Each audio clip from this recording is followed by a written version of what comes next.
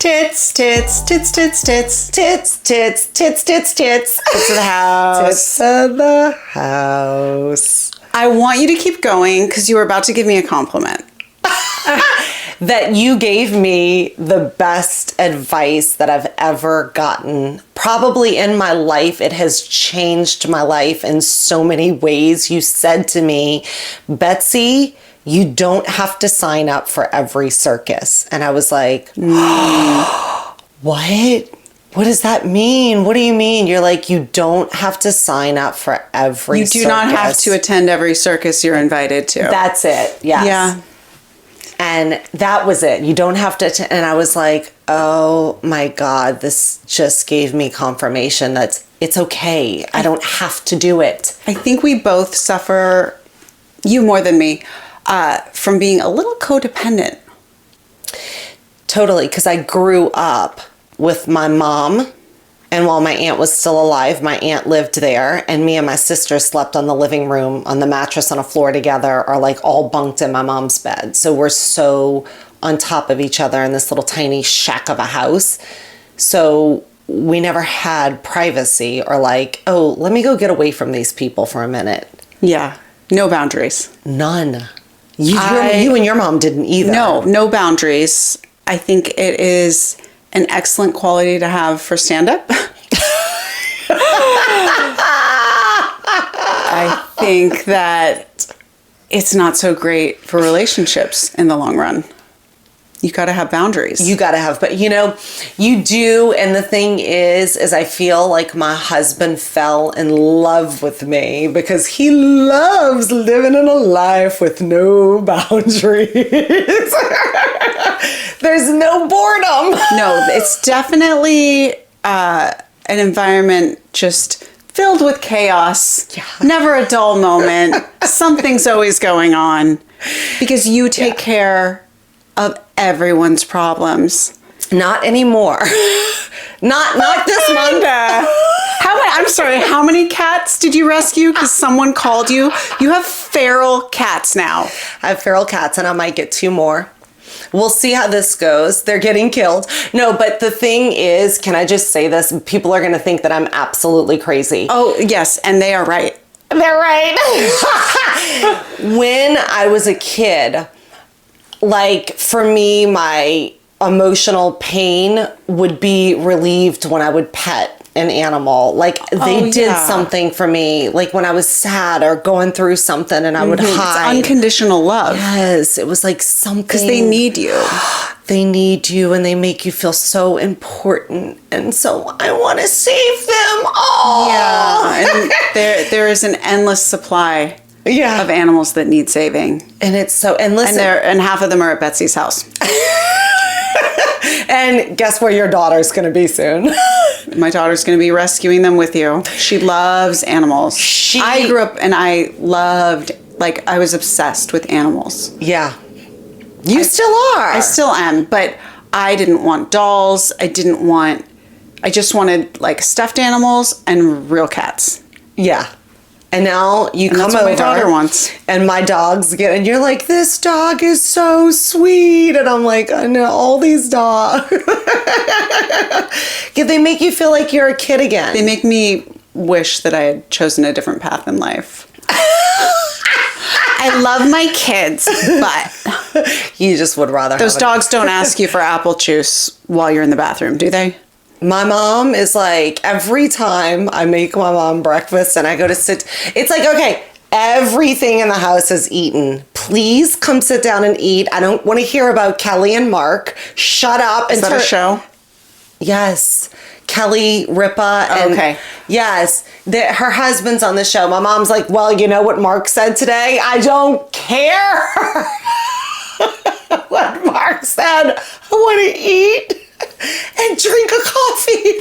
Oh my God. And she's like, well, can you get me a fork? Can you get me a water? Well, that's what it's like with kids too. It's like, I cannot remember the last time I sat down with them in this house and had it is like up, down, up, a napkin, a this, a that, a yogurt. Can you get me a popsicle? I want grapes. I want strawberries. I don't want this. Can you get the cheese? I want to hide in the kitchen cabinets. I want to clear a cabinet out and hide so no one can ask me for anything. Nick came home and he's like, we never eat at the dining table. Like, let's eat at the dining table. And what he doesn't realize, and he has since come to realize, is that the dining table is too far away from the kitchen. We must eat in the kitchen or dinner will take 2 hours because these kids ask for things and need things throughout the meal. Yeah. Yeah, it is, but you never do eat at a dining table, though. Everything. They spill everything. It's going to get on the rug, and then I'm cleaning, and like we've not made it through a meal without something getting knocked over. Let's say you had everything you needed, and you had a spill-proof piece of plastic over the rug. You still probably wouldn't eat at the dining table. I just don't think people eat at dining tables. So I set like a rule. Once a week, my goal, I was like, you need to be home for dinner once a week and we will sit as a family. And you bring the food. Oh, I like I'm that. sick and tired of making all the food decisions and trying to please everybody. Just you bring some food home. You decide. Well, I'm very lucky that my husband's a picky eater and is always like, I don't want what you're cooking. Let's go get something. I'm like, okay. I feel like Betsy took that and ran with it. He said it one time and she was like, I'm never cooking again.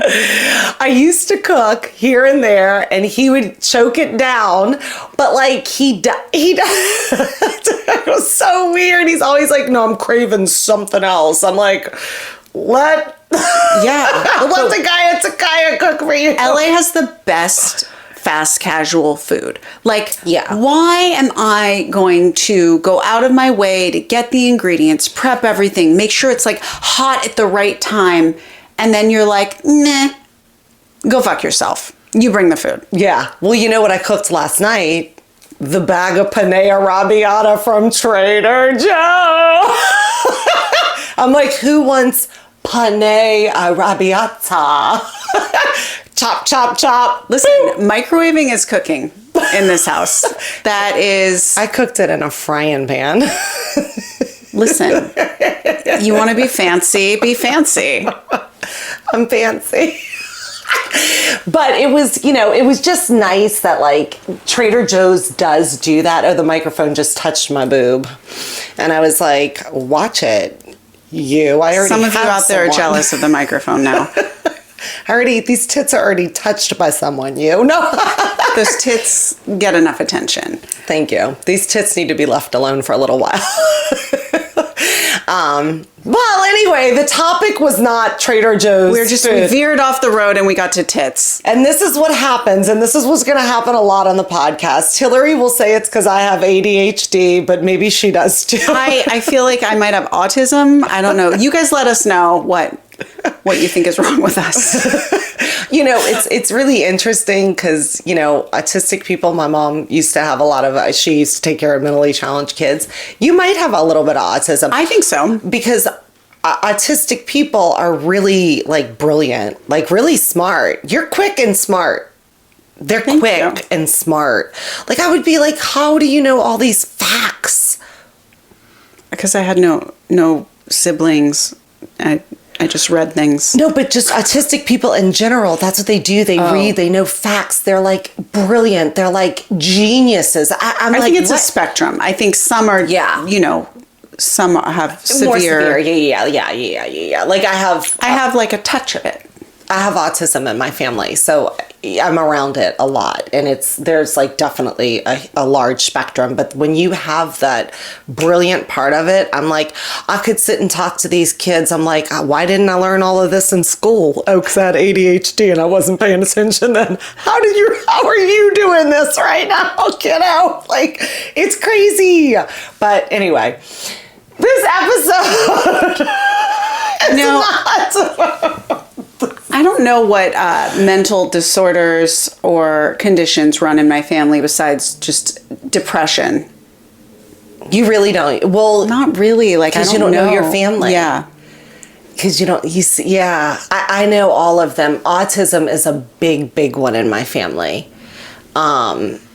ADHD, obviously, but a lot of other mental stuff runs in my family. A lot. Yeah, I'm sure I have all kinds of things. And I know Nick's family has autism and ADHD and all those things as well. So my kids definitely have it. But it's like, it's so manageable today because they know, even though they don't know everything about mental disorders today, you know so much more. Do you know what I mean? Like, Speaking of mental disorders, we were going to talk about friendship. and let me tell you, narcissism is is narcissism a mental disorder? Yeah, it's in Yeah. the DSM. Because it's like a personality disorder, right? But the way that people talk about it today is like, you can't say someone is a narcissist unless you're a clinician, but you can say they have narcissistic tendencies or their behavior is that of a narcissist. Like, we can't be throwing around the word narcissist because that is a very specific thing. Okay, let me ask you Reserved this. for my mom. Are you throwing that around? No, I'm just joking. I have carte blanche. I did the therapy for her and she has been diagnosed. Well, let me just say this.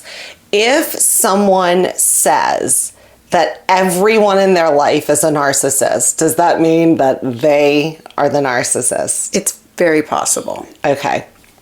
Because there have been, well, first of all, you know how I found out what a narcissist even was? I have never even heard this word till I was in my late 20s.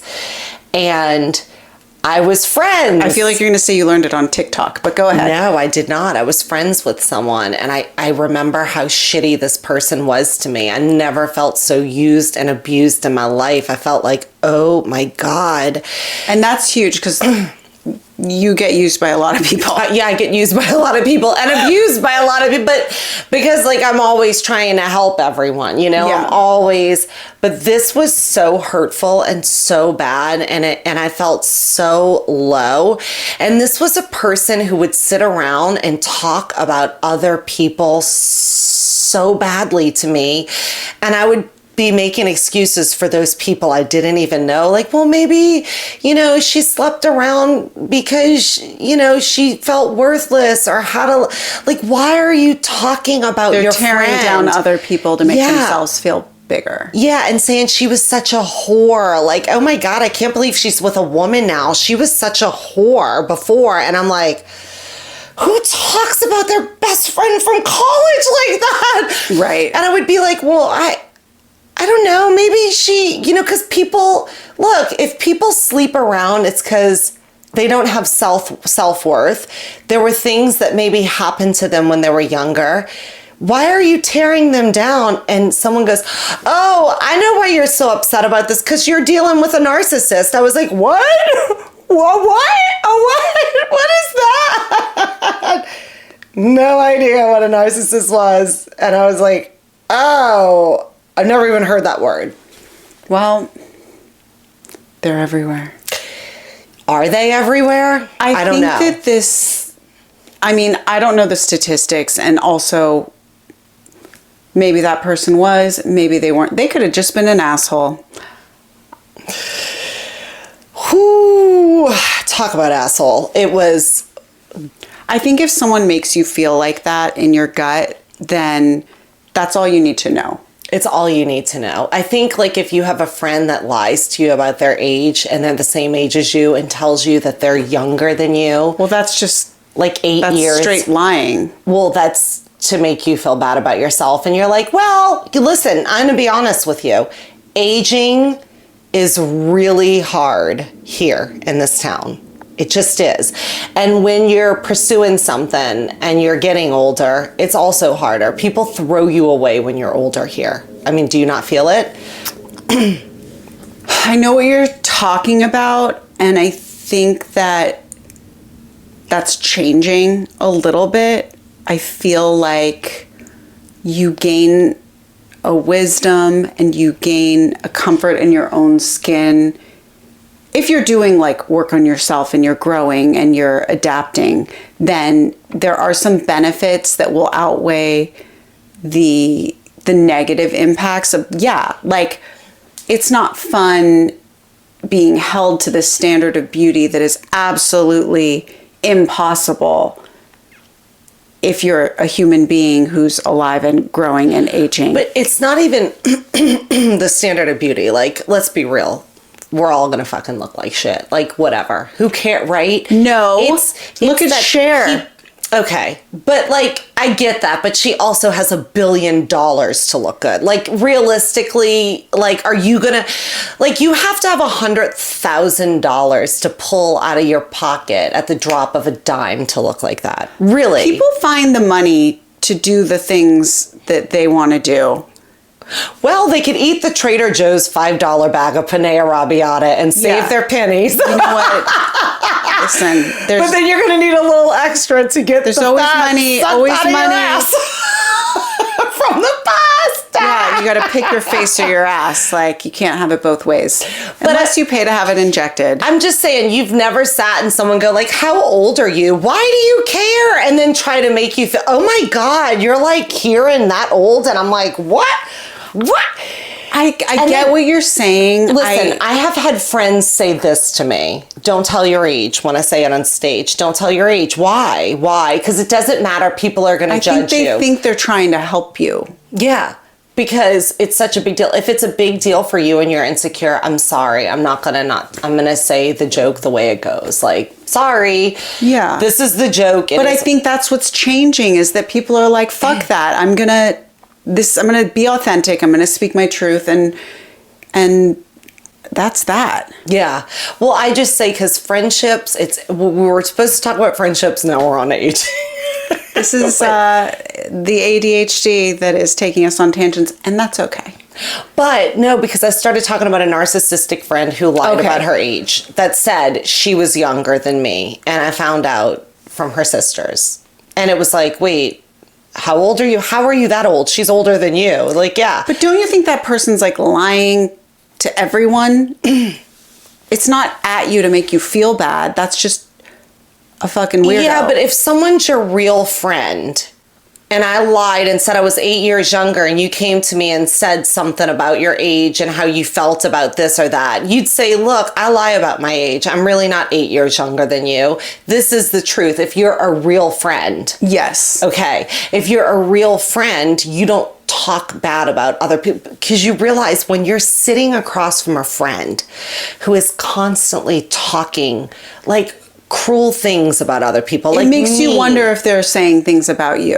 Yeah. And it's like, look, there's obviously you're like, look, I have realized I am the girl that says, I have all the greatest friends in the world. They never talk bad about anyone because they talk bad about me. Do you know what I mean? Like, I'm probably the stupid one. And I have found myself in this situation because I'm like, you know. Yeah, but you're pretty open about your flaws. You're pretty self-aware about what you're smart about, what you're maybe not so smart about. Because I'm solving other people's problems. Yeah. But I'm honest about it. Some people aren't. And I think it's like the people who can show up for you and be honest with you are real friends. And people who can't, you know, I don't need to label them a narcissist unless they're my mom.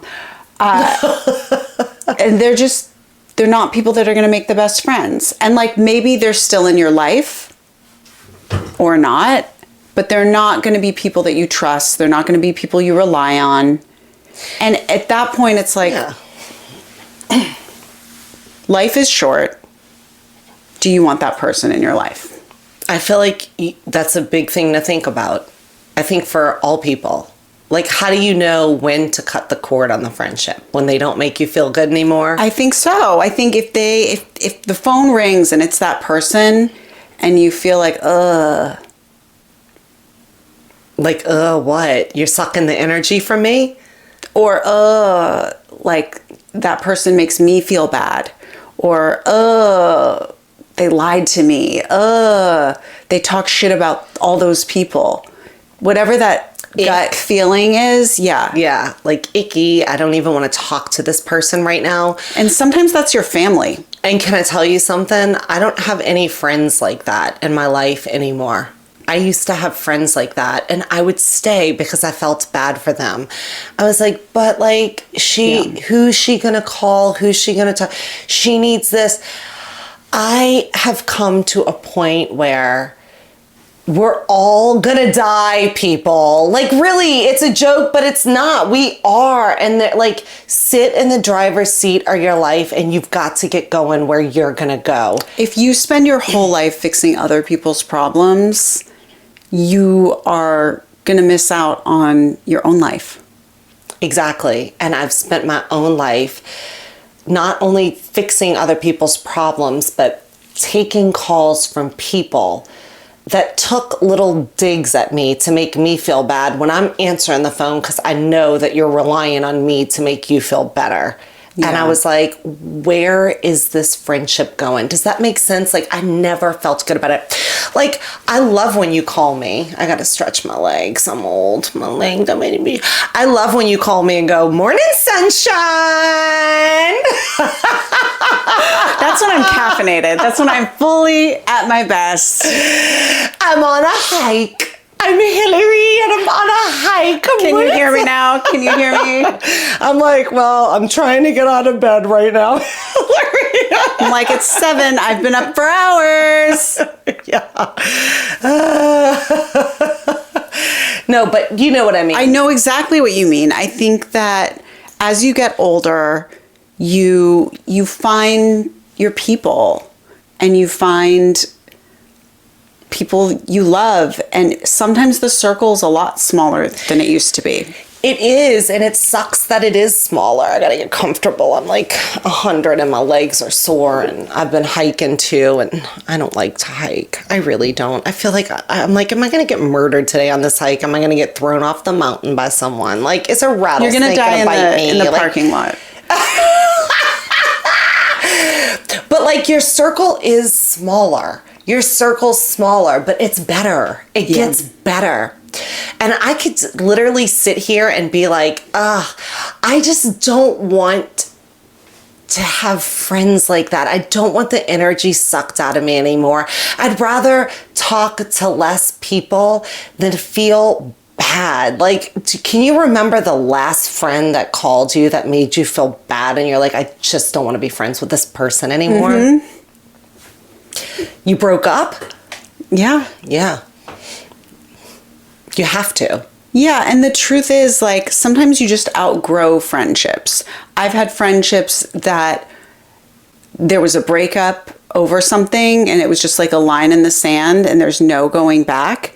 And I've had friendships that kind of just like come in and out like the tide, where there are people I don't talk to every day, but when they do call, I'm like, oh my gosh, I love this person. And we pick up right where we left off. And I have childhood friends like that. Like, our lives are so different. They went in totally different directions, but we have this shared history. And when we get together, it's like there's just a shorthand and a familiarity. And it's like we go back to being kids. Yeah. Even though we're old and have kids. Yeah. It's crazy. I have some childhood friends, or like friends from when I was younger. And then I have friends that from when I was younger that I won't even talk to today. I wouldn't pick up the phone for $1 million. You've come a long way, though. I can't even imagine. Who are these people? Well, you know what Are it they was? calling asking for money? Bancy, I heard your husband makes a decent living. Can I borrow? It's like, Can you bitch. Western Union some money? I'm going to buy a ring. Let me go. No, just I'm going to Stella McCartney to get a bag. I'm going to meet a doctor to look at my boobs to see. I'm going to see if I can take the fat from my butt and put it in my face. I want a nose like Kim Kardashian. Which version? Which version? Which knows? Oh my gosh.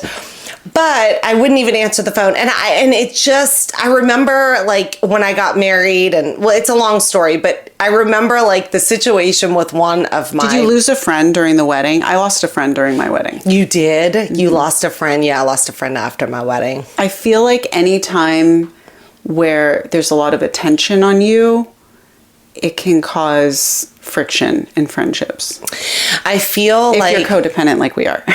Well, it's not just that. I feel like what happened was it was like I have spent my life being happy for you in your moments. And there's not one single time that you have shown up genuinely and been happy for me. Or if there's a good moment or something good that happens, then you can't show up because you're so angry that something good happened for me. Yeah. Jealous. I guess, yeah. It's probably jealousy and anger. I don't need it when I'm sitting here fucking cheering. This is the truth. It doesn't feel good when I sit and I cheer everyone on. Yeah. And you can't even put on a fucking smile. I don't even want to be your friend ever again. Yeah. I don't care if you realize that you lost a good friend, and you did, and you don't deserve this. I want to be there for the people. Like when you tell me I'm having a hard time, I know you're going to get through it. If you're having an issue, I know you'll get through it. Go have a good weekend, go have fun, come back, refresh. It'll be great. Yeah. And I know that. And I don't ever feel in my friendships today where I call someone and I feel like I have to feel less than or like... Yeah, or you never want to dim your light. And I don't want you to dim yours. And I want to lift your light if I can. Yeah. Why not? I always want my friends to succeed, to win, to be happy, to have what they want, even if it's not what I want or what I think they should want. Like I try to support their journey and not take on any sort of like judgment. Yeah. Well, okay. But I will point out if you're being an asshole or if you're wrong. Like sometimes Yeah. people will call me. I had a friend recently call me and she was having problems with her husband. And I was like, girl, you're wrong. And You're that's the problem. tough to hear. It's hard. But I don't want friends in my life that I can't be honest with. And then I talked her through, like, you know, there's another side to this. And, like, I know it's really hard for you right now, but you got to look at it from his perspective, which you're not doing.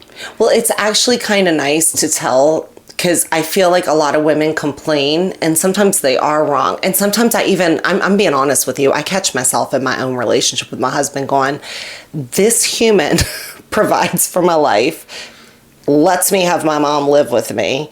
And I do wake up and say how grateful I am for that every day. But like, I check myself at the door and I go, you're like the greatest person alive to me. You really are so there for me. Thank you. Because everybody deserves that. But I do think it's nice to have a friend to tell you when you're wrong, because we all have to appreciate the partner that we are with. Our husbands, even if they're not perfect and they don't bring as much to the table as you, they're still there trying. Yeah. Do you know what I mean? Like, we're all just trying. Well, some ours are. There are some who aren't, and you know, well, we yeah. have friends that have. I have friends that have had divorce. I have friends who have lost their partners. I've had, you know, we're at an age too now where I have a friend. I've been to both his weddings. Yeah. No, it's like my mom was a single mom, and then my stepdad came along and he tried. But it's, you know, I'm just saying in general, like if you do have someone there that is like trying to help in some sort of way, acknowledging that person is kind of nice. Yeah, no, I think it's always good to look at things from the other person's side. I like that you did that for her too. And I will say, just in general, you're not just a friend who does lift people. You're also like, hey, get this done in 2 weeks. We have to start. And I'm like, whoa. Well, we have a special friendship now. Yeah, we do. But you're motivational is what I'm saying. I try to think like because you give me so much in this friendship and we have different skill sets. I'm like, well, what can I do with my skill set to help you reach your goals? You do the same for me. Yeah. You give me a lot. You're like, no, I know you want to say it the way you want to say it, so just read it. And I'm like, yeah, I do want to say it the way I want to say it. Just read it to me. I sometimes make Betsy practice her material before we go on stage. Yeah. Well, you're like, you're not going to say it if you don't say it the way you want to say it. So let's just work it out the way you want. We all have our process, and I allow you to have your process. But yeah. I still want you to practice. Yeah. Yeah. And we all do. And that's the thing. Like, And sometimes you just need a person. You just need a body to like you're my person. bounce ideas off of, bounce jokes off Yeah. of, get advice from, share stories with. And that's what we want with this podcast. We do this. We want to open this up. Yeah. We write together. We do a podcast together. And now we are looking for a community Yeah. of people who kind of get it that life doesn't end when you're our age. Yeah. We won't say our age. Because it hurts a little coming up. But, you know, we are in this phase of life, I would say, where I feel like I have everything that I ever wanted, but it's still really hard. It's still a struggle. Yeah. I want to share the struggle, the fun parts, the hard parts with you guys and just kind of let you know what it's like here in LA. No, I feel like it's true because I have to say, I don't think there's ever going to be a place in anyone's life where it's not a struggle, where it's not hard. I do like it's When you're dead. When you're dead. That's about it. Because it's a sweet embrace It's of a death. struggle not following your dream, and it's a struggle following your dream. If you don't follow your dream, it's a struggle. You're hurt. You're haunted. If you do follow your dream, you're hurt. You're stressed. You're this. You're that. You're insecure. Like, let's be real. All these things come up. You're overwhelmed. You're insecure. You feel bad. Is this going to work out? Is this not? And if you don't, then you're depressed and upset. And you feel like your life has no meaning. Yeah, so come along on the journey of our podcast so you can feel all these wonderful things with us. Learn from us that the grass isn't always greener. No, maybe it is. Maybe it is. Maybe someone's sitting at home who gave up on their dreams and they're like, oh, thank God I did. Yeah. Don't want to be like these girls out there still stomping the streets. What's the saying? Pounding the pavement? Pounding the pavement. Yep. Hammering away or what, I don't know. There's a bunch of them. But I will tell you, if I won the lottery, and people, I play the lottery, so that might happen for me. I do scratchers now sometimes. those too. When we go to 7-Eleven in Palm Springs, we get scratchers. I do scratchers, but I don't play it every week anymore, and I used to religiously. Okay. Did you have like a magical thinking about it? Were there numbers? Were there things that were you like, I have to do it on this day at this place with these numbers? I used to use numbers, and then I started letting the machine pick them for me again. Okay. Because I play the lottery. And if I win the lottery, I am still going to pursue this dream that I have today. I think that's a good place to come from. Like doing something that you love, not for fame or fortune or whatever. I think doing something because it's like in you and internally motivated, and you can do it regardless of the outcome, is something worth doing. I agree. Whatever it is. I agree. And I think if you out there are on a journey to do something you love and you need motivation and you need to listen to two people who wake up feeling like shit about themselves sometimes, this is the podcast for you. Sometimes. I wake up feeling like I am not doing enough. Every day. Every day because the responsibilities we have to our friends, family, whatever, that's a full-time job on top of pursuing, our own interests and careers, Yeah. which is a full-time job. It's like, how do you whack the mic? How do you mesh those together in a way that feels sustainable? Yeah. That is the challenge of life. That's the challenge.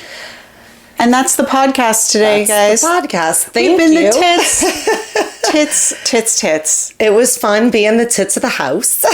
We'll see you next week. Tits out. Tits out.